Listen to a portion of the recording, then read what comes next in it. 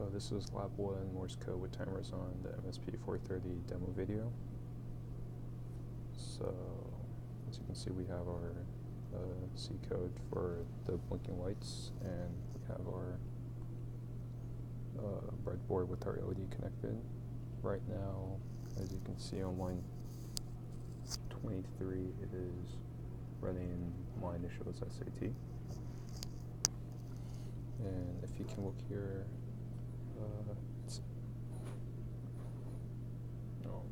well, it restarts now, so it starts it with S, which is 3 short blinks. A is a short and a long, and T is just 1 long blink, and then a reset. We can move our message and change it to SOS, which we have on line 24. Just save it. And we can start it as we debug it.